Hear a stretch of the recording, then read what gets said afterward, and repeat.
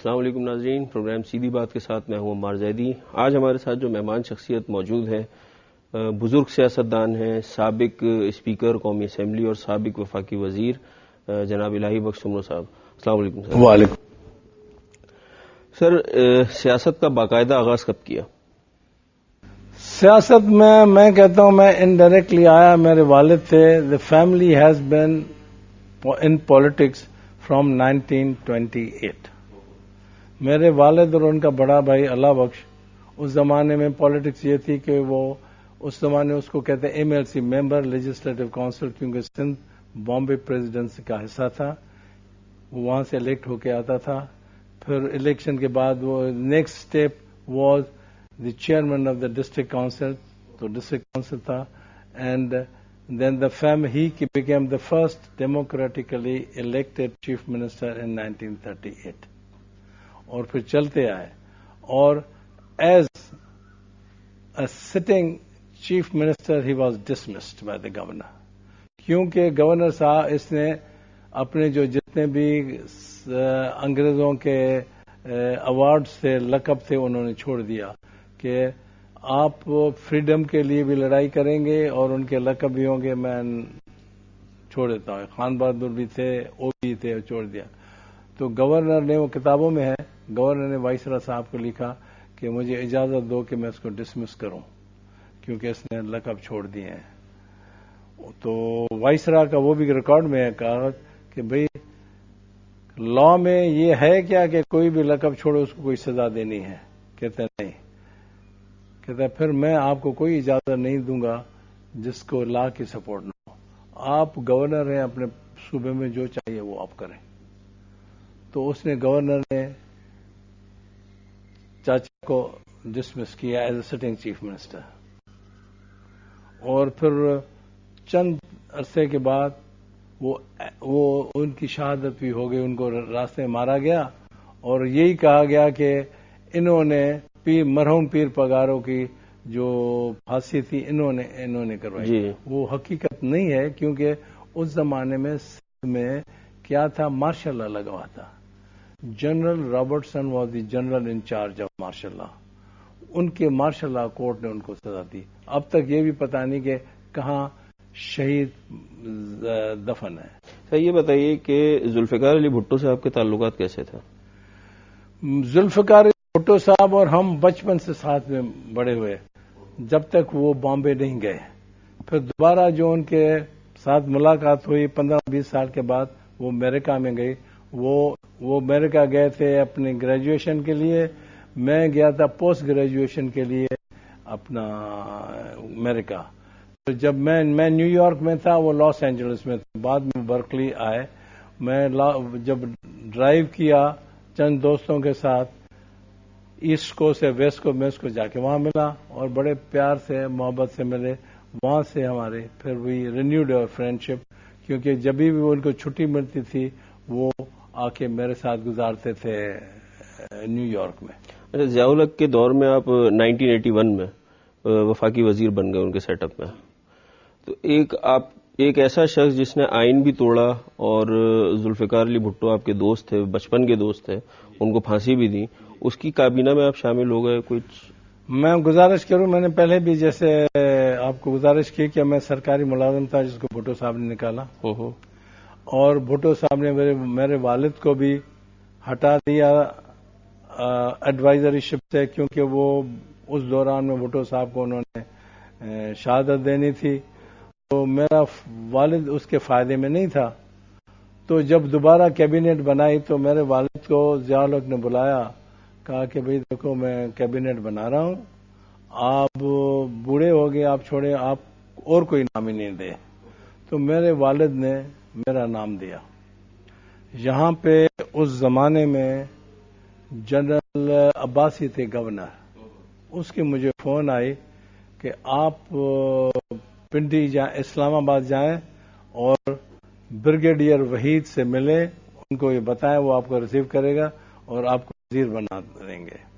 میں نے کہا جی میں نہیں بن سکتا جب تک میرے والد نے اجازت نہیں دی ہے۔ وہ خسے، اس نے کہا جاؤ بھائی لو والد سے۔ تو میں واپس چلے گیا کہ شکارپور تو میرے والد نماز پڑھ رہے تھے اور والدہ بیٹھی تھی. انہوں نے کہا کہ بیٹا تم تو پرسوں گئے تھے پھر واپس کیوں آئے؟ تو میں نے ان کو سارا قصہ بتایا کہ وہ کہتا ہے کہ تم وزیر بنو، میں بابا سے پوچھنے آیا ہوں. تو جو والدہ ہیں وہ ہمارے دیہات کے، انہیں کہا بھی وزیر بناتے ہیں تو کیوں نہیں بنو. والدہ کا جو ہوتا ہے، میں نے جواب کچھ نہیں دیا. جب والد صاحب نماز سے فارغ ہوئے اس نے کہا کہ بھی بتاؤ کیسے آنے. میں نے ان کو قصہ کیا. کہتے جب تمہیں تمہارے والدہ نے اجازت دی میں اس کی اجازت کیسے روک سکتا ہوں، جاؤ. دس از ہاؤ آئی کیم. 1985 میں never applicant, I had never expressed that I wanted to be a Muslim. 1985 میں الیکشن ہوئے غیر جماعتی، آپ نے حصہ لیا اس میں اور آپ رکن منتخب ہو گئے.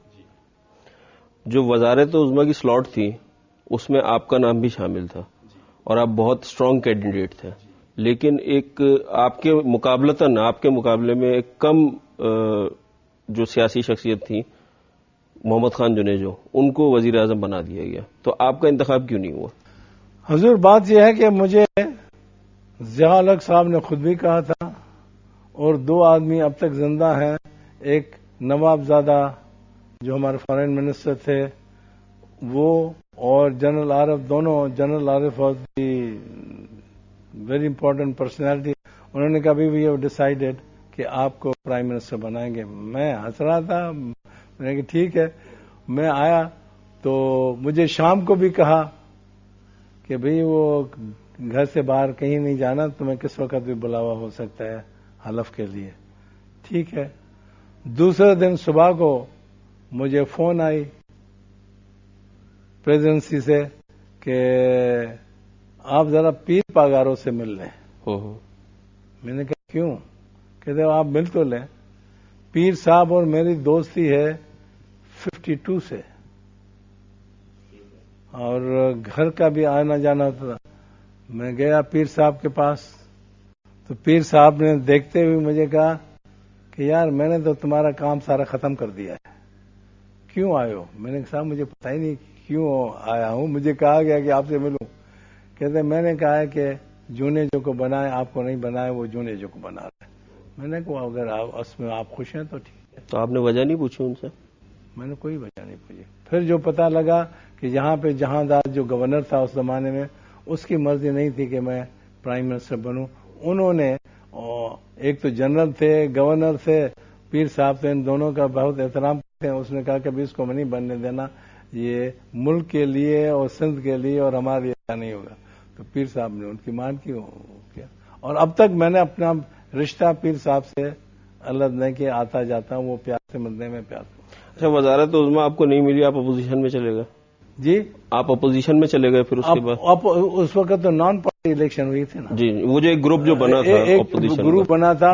اور میں یہ بھی کہوں کہ مجھے جونیجو صاحب نے ڈائریکٹلی انڈائریکٹلی کہا کہ آؤ تمہیں وزیر بناتے ہیں.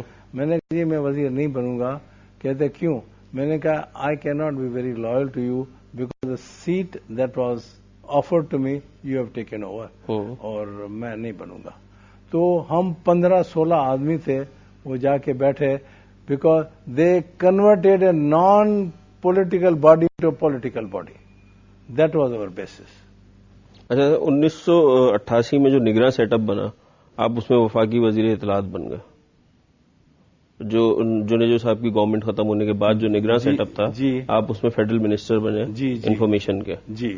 تو ایک منتخب وزیر اعظم کی آفر کی ہوئی سیٹ آپ نے نہیں لی، لیکن نگراں سیٹ اپ میں آپ آ گئے. جی. اور پھر آپ نے اس کے بعد الیکشن میں بھی حصہ لیا. جی. انفارچونیٹلی آپ ہار بھی گئے. جی. تو ایک ایسا شخص جس نے الیکشن لڑنا ہے، وہ نگراں سیٹ اپ میں منسٹر ہو، کہ یہ چیز حضور بات یہ ہے نا، الیکشن میں جیت ہار کے بیسس پہ میں نہیں لڑتا ہوں. اگر میرا علاقہ ہے میں اسے لڑنا چاہتا ہوں. اچھا، میں نے نگران اس کے لیے وہ جو پورٹ فولیو تھا اپنا انفارمیشن کا، وہ میں نے اس کے لیے لیا کہ اس پیریڈ میں جو ضیاء اپنے ایوب خان نے کیا press and public order PPO تھا،